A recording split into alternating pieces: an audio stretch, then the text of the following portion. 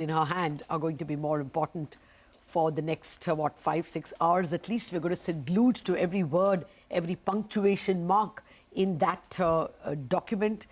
And I guess all of us are also worried about what will be our take-home pay, what will our investments fetch us. No, but I completely agree that sari is breathtaking. And and it's matching with the Bahi Katha. It is. And Nirmala Sitharaman has always encouraged local artisans, and she's, throughout the course of her tenure. I'm ready to encourage anybody if I can get a sari like that.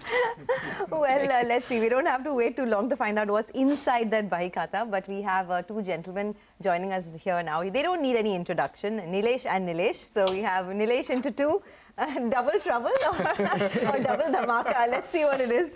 But folks, how are you feeling about the budget, Nilesh? So this time budget is coming on a pitch which is very, very easy. Oil is likely to be down, coal is likely to be down, fertilizer is likely to be down. So your subsidy burden will be less. This time India is on the outlier, but on the right side. Our growth is higher than global average. Inflation is lower than developed world. And our housing market is in better place. We'll have fiscal deficit on the lower side. So everything is, kind of on a very, very easy pitch. Now we just have to hope that there are no googlies being delivered to us. And this is a very, very fast changing world. So googlies will come, but hopefully we are better prepared to play. The last panel we had was telling us that the bottom of the pyramid perhaps needs some help. People right at the bottom strata of the economy. Is that something which, Nilesh, you think, we'll see? Undoubtedly. There is a subdued consumption across many items, especially in rural India. And we have a fantastic experience of credit guarantee scheme for small and medium enterprises. This year, SME credit growth is 30%, whereas the overall bank credit growth is about 15%. Now, can we create a credit guarantee mechanism for microfinance institutions which goes and reduces borrowing cost for bottom of the pyramid? Our vegetable vendor, our driver, their borrowing cost is 25, 30, 40, maybe 100%. If we can reduce their borrowing cost, that will improve consumption. So there is a need to support consumption at the bottom end of the pyramid. Mm-hmm. Yeah, an ECLGS kind of scheme for rural India and an MNREGS kind of urban India scheme is what people have been speaking to us. Nilesh, is India at the moment in buy zone? I mean, top down, because of the significant fall that we've seen? Oh, clearly, India is in the buy zone. I think the correction that we have seen, especially since the start of the calendar year, I probably think is a healthy correction. I think it's leading to consolidation. And it's not just the consolidation that we've seen for the last 1 month, but it's actually now about 12 to 14 months. If I were to kind of look at the peak that we kind of reached in October 21, we're still around there, the 18,000 kind of plus minus 500 points. So I think India comes into the buying zone. India is in the buying zone. The earnings growth has been good, though it's looking to kind of plateau a bit, but it's still kind of very, very healthy. And especially for the world at large, there's so much of, growth happening here. And I think, and they have really not put the dollars behind essentially what's happening in India right now. So I think there continues to be a very, very strong case. Okay, by the way, I just wanted to take a quick look at what's happening in the pre-opening. So the rupee has opened stronger, by the way, as we head into the budget. 81.77 is where the rupee is at. This compares to 81.90 or so that we closed in yesterday. And for the markets as well, looks like it's going to be a good opening. The Nifty is up 180 points in pre-opening, led by some of the Adani Group stocks that have staged a comeback. Adani Enterprises, Adani Ports, some of the large banks. HDFC Bank is up 2.5%. There's SBI that's up 2%. In fact, banks have had the steepest fall in the month of January. So names like SBI down about 15%. And that brings me to the next question, right? Because of this entire Adani Group issue, banks have had a steep fall. Is this a good time from a long-term investment standpoint to perhaps deploy some money here? Undoubtedly, banks, as we call it, in the Cinderella time right now. It's a party time going on. We just don't know whether it's 6 o'clock in the evening or 12 o'clock in the night. NPAs are low, interest rates are rising, so margins are expanding. The bank deposit growth is a little bit under pressure, but there is enough liquidity for bank deposit growth to maintain momentum. Credit growth is at a decadal high level. put all these things together, and on top of it, there is consolidation in banking business. And this is one of those rare periods where your foreign cost of borrowing is actually higher than the Indian cost of borrowing. So people are repaying foreign debt to borrow from Indian debt, from Indian banks. So overall banking system is in Cinderella time. I just hope and pray this is 6 o'clock in the evening and not 11:59 in the night. But is privatization of PSU banks a growth lever for the government? Definitely. PSU banks have been re-rated, they have bounced back. And as Janmay Shanna has kept on saying on various channels, it can give about 1 lakh to 1,50,000 crore of bonanza.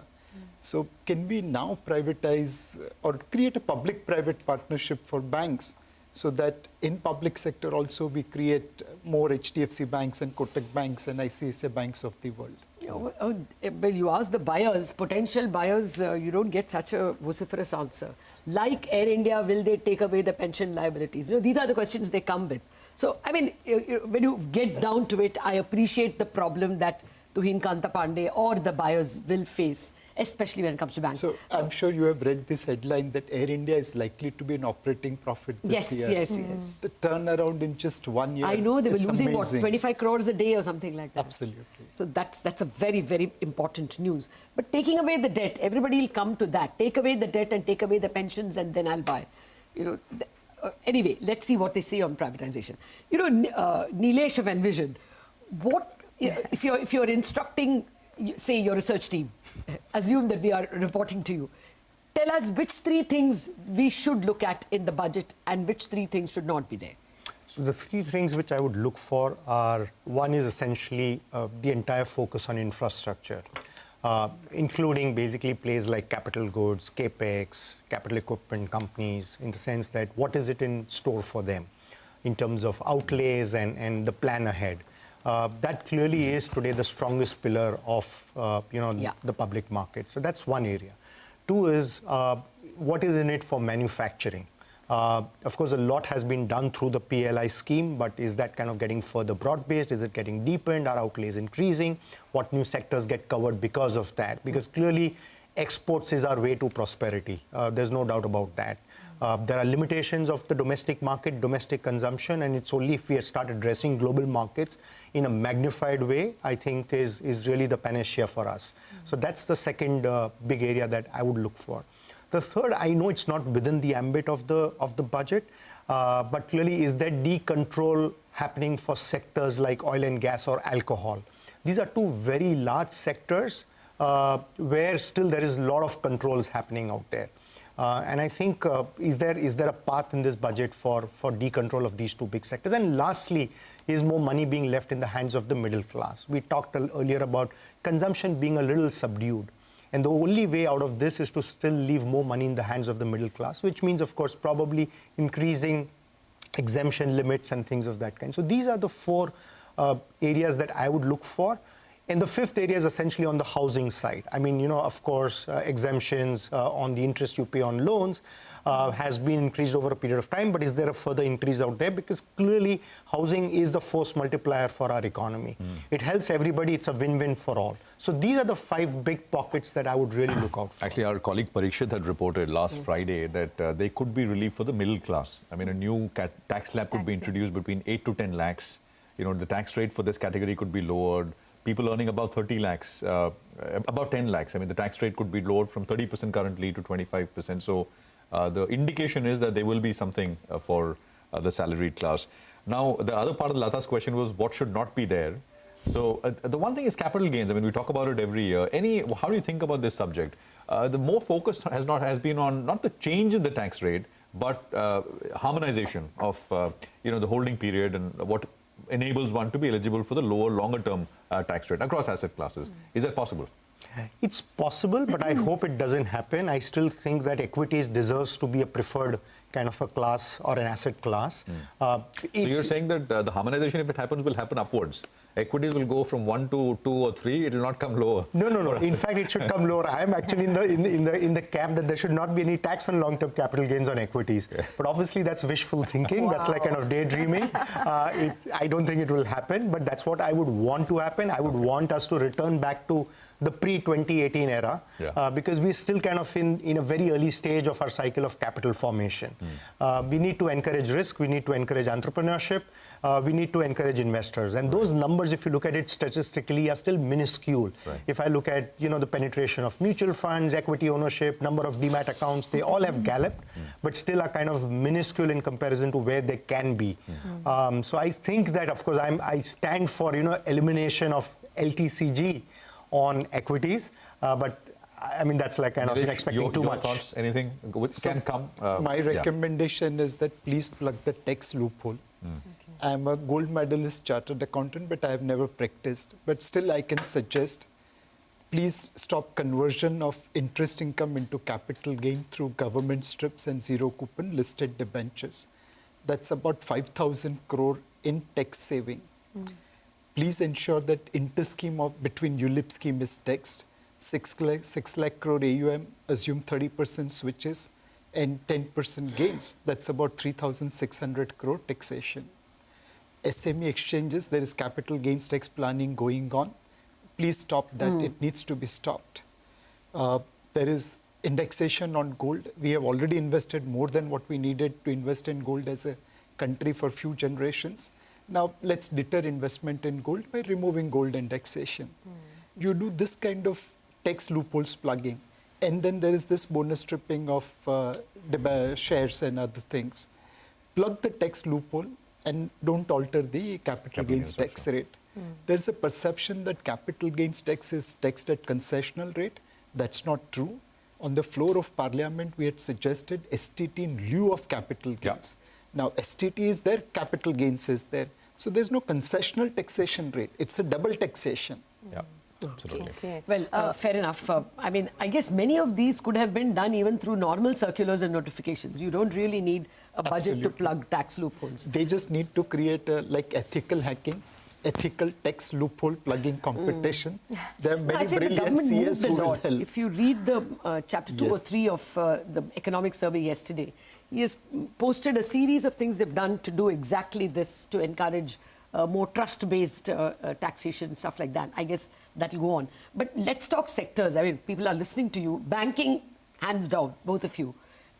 What else? So generally, we have seen that ahead of election, infrastructure spending is increased. We have already seen increase in infrastructure spending as a percentage of GDP as well as a percentage of total outlay. More importantly, because of G20 and election, the execution will be faster. So across infrastructure sector, there will be opportunities.